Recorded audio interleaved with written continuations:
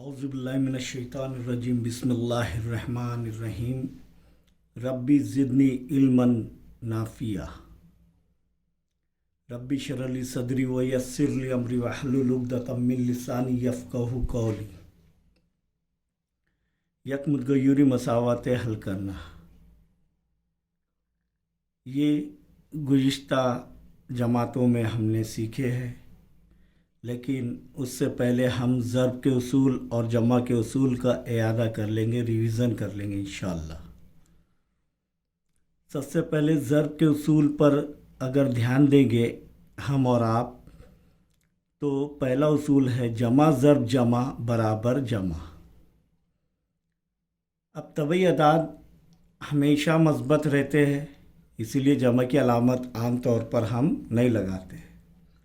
यहाँ पर देखेंगे 18 जमा 6, 18 ज़र्ब 6, सॉरी 18 ज़र्ब 6। 18 जो है जमा में है, 6 भी जमा में है। आम तौर पर तबई अदाद पर हम जमा की अलामत नहीं लगाते हैं। तो जमा 18 ज़र्ब जमा 6 क्या आएगा? जवाब में जमा रहेगा। जमा की अलामत आम तौर पर हम नहीं लगाते हैं, इसे समझ जाते हैं कि ये जमा में है। तो जमा ज़र्ब जमा जमा होगा और 18 ज़र्ब 6 108। ये समझ में आया आपके कि जमा ज़र्ब जमा जमा होता है। वैसे ही यहाँ पर 3 ज़र्ब 9 यानी जमा 3 ज़र्ब जमा 9, तो 3 नाम 27 आम तौर पर जमा में रहेगा। जमा ज़र्ब जमा जमा 3 ज़र्ब जमा 9 बराबर जमा 27। ये पहला उसूल। दूसरा उसूल पर ध्यान देंगे कि जमा ज़र्ब नफ़ी हमेशा नफ़ी रहेगा। जमा ज़र्ब नफ़ी हमेशा क्या रहेगा? नफ़ी। यानी यहाँ पर 13 ज़र्ब नफ़ी 2, 13 ज़र्ब नफ़ी 2, तो 13 जमा में है, 2 नफ़ी में है और ज़र्ब की अलामत है। तो जमा ज़र्ब नफ़ी सबसे पहले अलामत लिख देने का नफ़ी। इस उसूल से जमा ज़र्ब नफ़ी नफ़ी होता है। और 13 दूनी 26।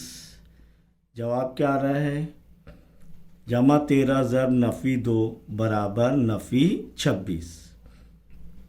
वैसे ही देखेंगे यहाँ पर 5 ज़र्ब नफ़ी 10। 5 किस में है? मस्बत में, और 10 नफ़ी में है। और कौन सी अलामत है बीच में? ज़र्ब की। तो जमा 5 ज़र्ब नफ़ी 10 बराबर नफ़ी 5 दाहे 50, नफ़ी 50। यानी जमा ज़र्ब नफ़ी नफ़ी होता है। इसी तरीके से यहाँ पर देखेंगे तीसरा उसूल, नफ़ी ज़र्ब जमा बराबर नफ़ी। देखिए जमा ज़र्ब नफ़ी भी नफ़ी है और नफ़ी ज़र्ब जमा भी नफ़ी है। यानी यहाँ पर एक बात का ध्यान रखना है हमें कि ज़र्ब की अलामत है बीच में, और एक अदद जमा में और एक अदद नफ़ी में, तो नफ़ी में ही रहेगा। चाहे वो पहला अदद जमा में हो और दूसरा अदद नफ़ी में हो, चाहे पहला अदद नफ़ी में हो चाहे दूसरा अदद जमा में हो, लेकिन ज़र्ब हो रहा है तो उसकी जवाब नफ़ी में रहेगा। तो जमा ज़र्ब नफ़ी नफ़ी, नफ़ी ज़र्ब जमा भी नफ़ी। तो नफ़ी 4 ज़र्ब 8,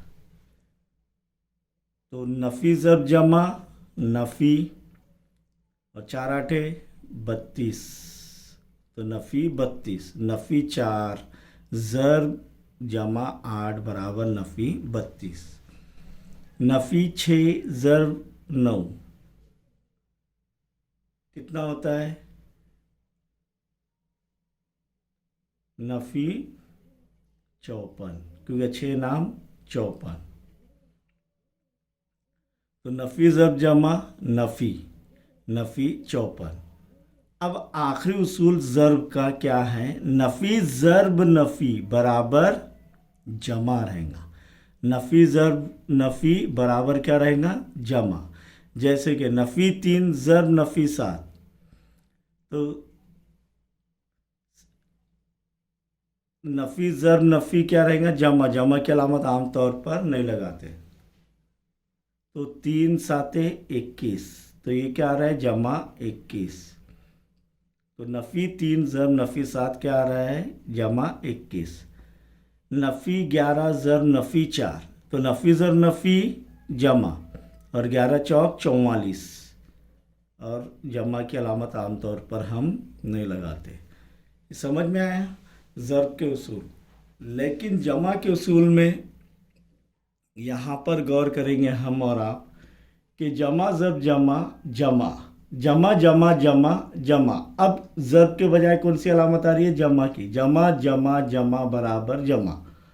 जैसे कि 180 जमा 3, 180 किस में मस्बत में, 3 भी किस में मस्बत में, और क्या हो रहा है जमा हो रहा है। तो 180 जमा 3 कितना होता है 183। आसानी से आप कह सकते हैं 183, लेकिन ये जमा 183 है, ये जमा की अलामत आमतौर पर नहीं लगाते। जमा 6 जमा 53, तो जमा जमा जमा क्या होता है जमा, और जमा की अलामत आमतौर पर हम नहीं लगाते। 6 जमा 3 9, और 5 के 5, तो क्या आ रहा है 59। तो 6 जमा 53 59। तो जमा जमा जमा क्या होता है जमा जमा जमा जमा जमा होता है। लेकिन जमा जमा नफ़ी क्या होता है जमा या नफ़ी, जमा या नफ़ी। अब ये कैसे, तो ये देखेंगे हम कि यहाँ पर जमा या नफ़ी कैसे आएगा।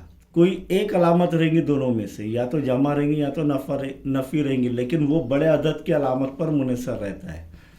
180 जमा में है और जमा हो रहा है उसके साथ नफ़ी 3।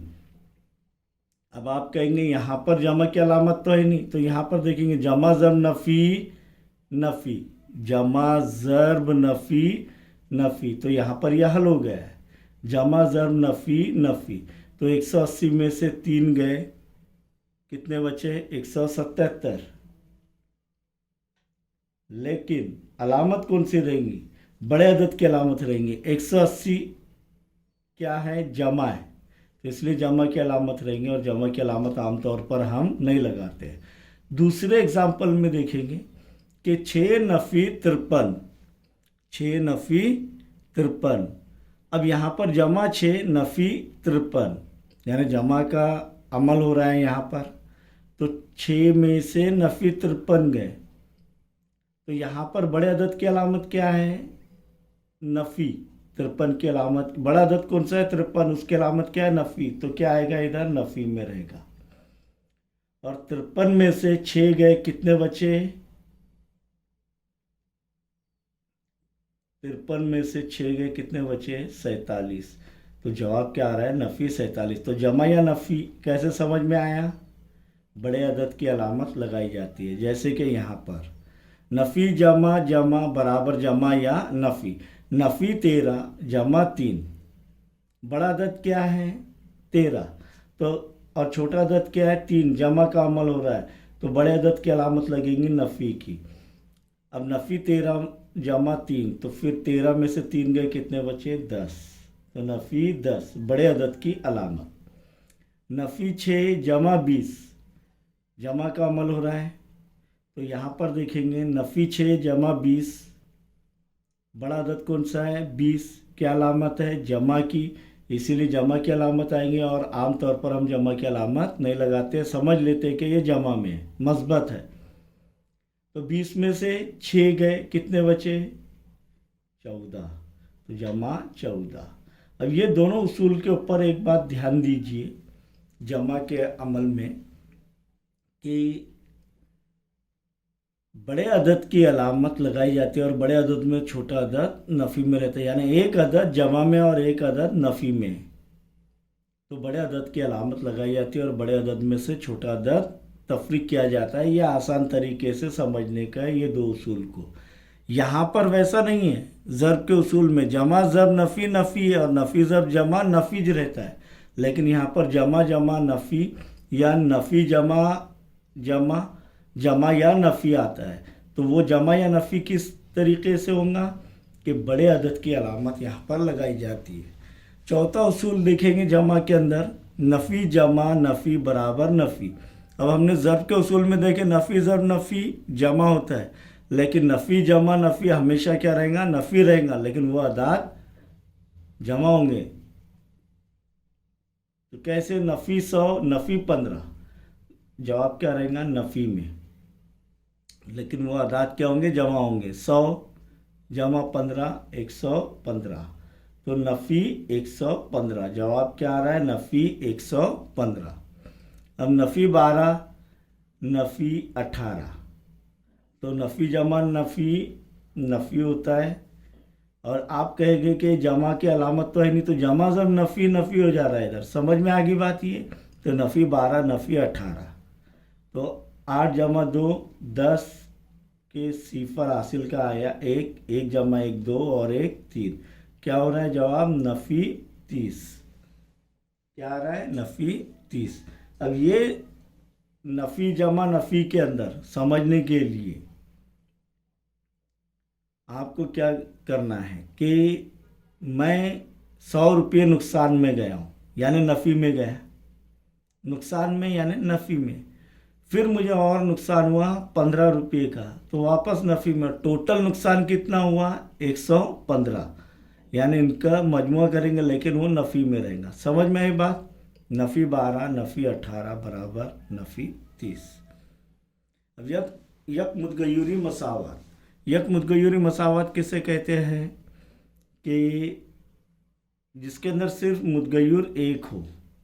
देखिए यहाँ पर 9x x 5x 15a 3y, इसमें से a y x 9x ये मुतगय्युरात है, तो a से z तक कोई भी छोटे हुर्फ तहजीर ले सकते हैं हम अंग्रेज़ी के मुतगय्युर के लिए। तो ये यक मुतगय्युरी मसावत, ये यक मुतगय्युरी है, यानी यहाँ पर इनका दर्जा एक रहता है हमेशा। क्या रहता है, एक। जैसे 5x, x का दर्जा क्या है, मुतगय्युर का दर्जा एक है, यहाँ पर भी x का दर्जा क्या है, एक। यहाँ पर a का दर्जा क्या है, एक। y का दर्जा क्या है, एक। अब इनके जो है मुतगय्युरात, मुतगय्युर कौन कौन से है, 5x में से मुतगय्युर कौन सा है, x, और 5 क्या उसका ज़रीब है, यानी 5x यानी क्या, 5x यानी 5x यानी क्या है, 5 ज़र्ब x, 5 ज़र्ब x क्या होगा, 5x। ये जमा में भी नहीं है, तब नफ़ी में भी नहीं है, लेकिन क्या हो रहा है, ये जमा भी नहीं हो रहा है, तफरीक भी नहीं हो रहा है, क्या हो रहा है, ज़र्ब हो रहा है। तो 5x यानी 5 ज़र्ब x, 9x यानी क्या, 9 ज़र्ब x, और x यानी क्या, सिर्फ x, या मैंने m मुतगय्युर लिया, सिर्फ m लिया, जैसे यहाँ पर x लिया, तो इसका ज़रीब क्या है, एक। x का ज़रीब क्या है, एक। इधर x का ज़रीब क्या है, 9, इधर x का ज़रीब क्या है, 5, इधर a का ज़रीब क्या है, 15, इधर y का ज़रीब क्या है, 3, इसलिए ये ज़र्ब हो रहा है, 3 ज़र्ब y 3y। m का ज़रीब क्या है, एक। समझ में आई बात ये। अब यहाँ पर देखेंगे मसावात, मसावात किसे कहते हैं कि बराबर की अलामत रही। आपने तराजू देखा होगा, आप शक्कर लाने गए होंगे दुकान पर, शक्कर चाय या कुछ और, तो एक पल्ले में वो वज़न रखते हैं, समझो आधा किलो शक्कर लेनी है मुझे, तो एक पल्ले में वो वज़न रखते हैं और एक पल्ले में क्या करते हैं, दूसरे इसमें शक्कर डालते हैं। कब तक, जब तक कि वो जो है बीच में कमान मसावी ना हो जाए। तो ये जो है, और थोड़ी ज़्यादा चली गई तो वो निकाल लेते हैं, कम हो गई तो थोड़ी डालते हैं। तो ये जो है मसावत है, यानी a जमा 3 बराबर 5, a जमा 3 बराबर 5। तो ये जो है a जमा 3 बराबर 5, तो a जमा 3 और ये बराबर के अलामत बीच में, और ये है 5।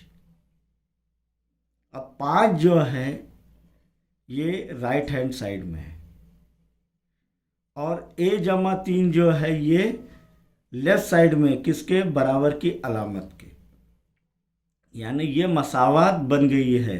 a जमा 3 हमेशा 5 रहेगा। अब वो कैसे, वो भी देखते हैं हम लोग। तो यहाँ पर a की कीमत, यानी मुतगय्युर a की कीमत हमें हासिल करनी है। इसका ज़रीब क्या है, a का, एक, तो ये हासिल करनी है। तो यहाँ पर देखेंगे जमा 3 बराबर 5, ए जमा 3 बराबर 5।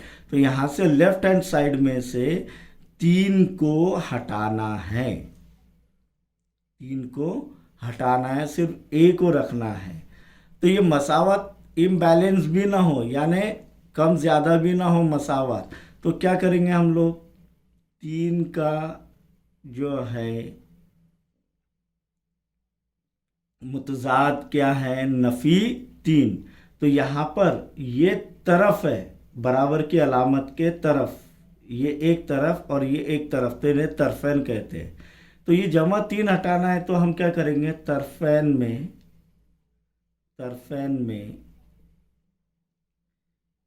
3 तफरीक करने पर क्यों 3 तफरीक करना है, क्योंकि यहाँ पर जमा 3 है और उसे हमें हटाना है, सिर्फ ए मुतगय्युर रखना है। तो क्या होगा, ए जमा 3 नफ़ी 3, इसीलिए की अलामत ज़रूरी रहती है बराबर की अलामत जब आ रही है, ए जमा 3 नफ़ी 3, क्योंकि 3 तफरीक कर रहे हैं, 5 नफ़ी 3। तरफैन में, तरफैन यानी तरफ, दोनों जानिब, लेफ्ट हैंड साइड और राइट हैंड साइड जानिब। तो इसीलिए ए 3 में से 3 गए, सिफर हो गए। क्या हो गए, ये तकसीम नहीं हो रहे, क्या हो रहा है, सिफर हो रहे हैं। यहाँ पर 3 में से 3 गए, सिफर है, बराबर 5 में से 3 गए, कितने बचे, 5 नफ़ी 3 2। तो ए की कीमत क्या आ रही है, 2। अब देखो हमारा जवाब सही है या गलत, यहीं पर ही इसका, यानी ये मसावत जो बनी है, तो ए मुतगय्युर की कीमत हमने हासिल की है कि ए की कीमत क्या आ गई है, 2। तो ए की कीमत ये मसावत में रखने पर तो क्या हो जाएगा, ए की जगह 2 रख देंगे। क्यों, क्योंकि ए की कीमत 2 आ गई कि नहीं, 2 जमा 3 बराबर, 2 जमा 3 कितने होते हैं, 5। तो 5 बराबर 5, मसावत हुई क्या नहीं, मसावत हुई क्या नहीं, बराबर। तो ये हो गया ए बराबर 2 जवाब। दूसरा एक तरीका है, यहीं पर ही हम देखेंगे इसको आसान, यानी ये तरफैन में तफरीक करने पर ना करते हुए सीधे सीधे भी कर सकते हैं हम लोग बाद में, कि ए जमा 3 बराबर 5 है, ए जमा 3 बराबर 5। तो ए, इसीलिए ए बराबर 5, ये क्या है, जमा 3। जमा 3 जब बराबर के अलामत के लेफ्ट हैंड साइड से राइट हैंड साइड में, या राइट हैंड साइड से लेफ्ट हैंड साइड में, चाहे वो मुतगय्युर हो चाहे वो अदद हो, जब जाता है तो अलामत तब्दील हो जाती है, अलामत क्या हो जाती है, तब्दील हो जाती है। जमा 3 नफ़ी हो जाएगा, नफ़ी 3 जमा हो जाएगा, 5 नफ़ी 3। अब हम ये जो जमा 3 ही क्यों ले जा रहे हैं इधर, 5 को क्यों नहीं ला रहे हैं, क्योंकि अब बड़ा अदद क्या है, 5, इसलिए जमा 3 जब इधर से इधर जा रहा है बराबर के अलामत के लेफ्ट हैंड साइड से राइट हैंड साइड में, तो जमा 3 नफ़ी 3 हो जाएगा। इसीलिए ए बराबर 5 में से 3 गए, कितने बचे, 2। ये दोनों तरीके से मैंने समझा दिया, जो भी आसान लगे आप कर सकते हैं। मसावत नंबर 2 क्या है, 5a जमा 11 बराबर 18 जमा 4a, 5a जमा 11 बराबर 18 जमा 4a। तो यहाँ पर देखेंगे, पहले मुतगय्यरात को एक जानिब लाएंगे, मुतगय्यरात को देखो 5a दोनों जानिब है, और ये अदाद को एक जानिब लेकर जाएंगे। क्यों, क्योंकि वह आसानी हो जाएंगे हमारे। तो इसीलिए अगर ये तरीके से करेंगे डायरेक्ट, तो यहाँ पर हम सीधे सीधे कर सकते हैं, लेकिन अगर ये तरीके से करना है तो क्या करेंगे, तरफैन में 4a और 11 तफरीक करने पर,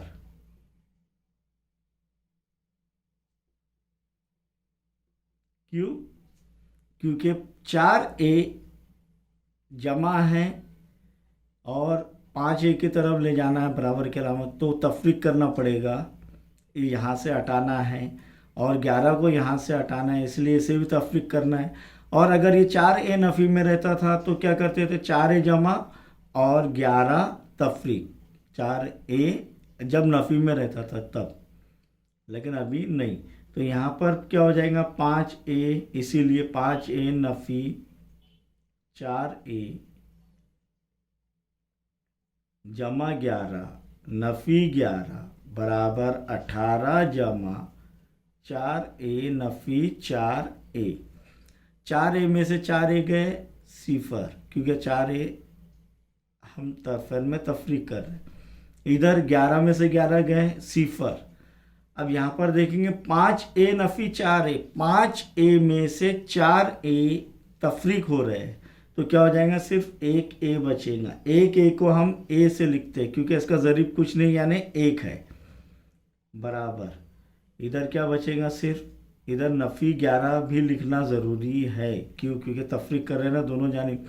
18 में से 11 गए, कितने बचे, बोलिए 7। Very good. अब इस तरीके से करेंगे हम तो क्या होगा, देखिए यहाँ पर इसी को इस तरीके से जमा 5a बड़ा है 4a छोटा है, जमा 4a बराबर की अलामत के राइट हैंड साइड से लेफ्ट हैंड साइड में जाएगा, और जमा 11 लेफ्ट हैंड साइड से राइट हैंड साइड में जाएगा 18 की जानिब। तो उस वक्त उनकी अलामतें तब्दील हो जाएंगी, इसीलिए क्या होगा 5a नफ़ी 4a बराबर 18 नफ़ी 11। 5a में से 4a गए, एक a बचा, और 18 में से 11 गए, कितने बचे, 7। देखिए वही जवाब आ रहा है। समझ में आया आपके? अब यहाँ पर देखेंगे नंबर 3, 3a नफ़ी 2 बराबर 10। 3a नफ़ी 2 बराबर 10। नफ़ी 2 बराबर की अलामत के लेफ्ट हैंड साइड में यानी उल्टे जानिब है, इसे हटाना है यहाँ से, तो क्या करेंगे, तरफेन में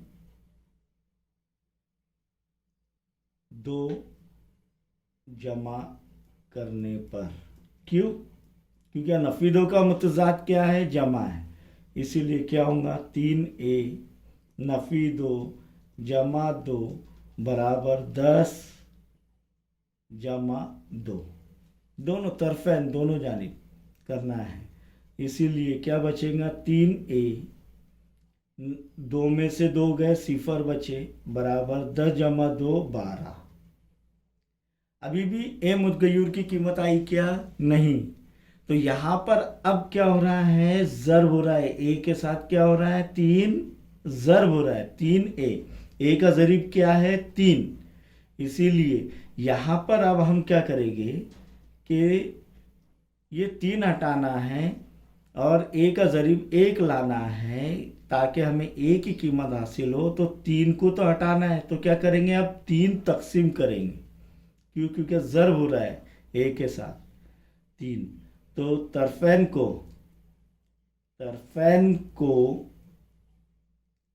3 से तकसीम करने पर, क्या करने पर, तकसीम करने पर क्या होगा, देखिए यहाँ पर 3a बटे 3 बराबर 12 बटे 3। 3 एका 3, 3 एका 3, तकसीम करो, 3 एका 3, 3 चौक 12। ए की कीमत क्या आ रही है, 1a बटे 1 बराबर 4 बटे 1, यानी 1a बटे 1 यानी क्या, a बराबर 4 बटे 1 यानी क्या, 4। ए की कीमत क्या आ रही है प्यारे तालबा, ए बराबर 4। अब इसे डायरेक्ट करना है हमें, यानी ये तरफेन से को 3 से तकसीम करना नहीं, डायरेक्ट करना है। तो देखेंगे हम लोग, ये यहाँ पर इसको यहाँ पर हल कर रहा हूँ फिर से, क्या है 3a नफ़ी 2 बराबर 12, ऐसी बराबर 10, ऐसी है क्या नहीं, इसीलिए क्या करेंगे 3a बराबर 10 नफ़ी 2 बराबर के अलामत के लेफ्ट हैंड साइड से राइट हैंड साइड जा रहा है, क्या हो जाएगा जमा 2, इसीलिए 3a बराबर 10 जमा 2 12। अब यहाँ पर ए का ज़रीब 3 है, ए का ज़रीब 1 लाना है, यानी एक की कीमत लानी है हमें। तो क्या करेंगे, ए बराबर, अब ये ज़र्ब हो रहा है तो क्या करेगा, बराबर की अलामत के दूसरे जानिब जो अदद है उसको क्या करेगा, वो तकसीम करेगा। तो 12/3, 3 का जा रहा है बटे में, 3 एका 3, 3 चौक 12, इसीलिए ए बराबर 4। देखिए हमारा जवाब आ गया। ये बुनियादी चीज़ें आपको नया सबक जो है मुस्तकीम और माकूस तगय्युर, इसमें जो है यह हल करने में मदद करेगा इंशाअल्लाह।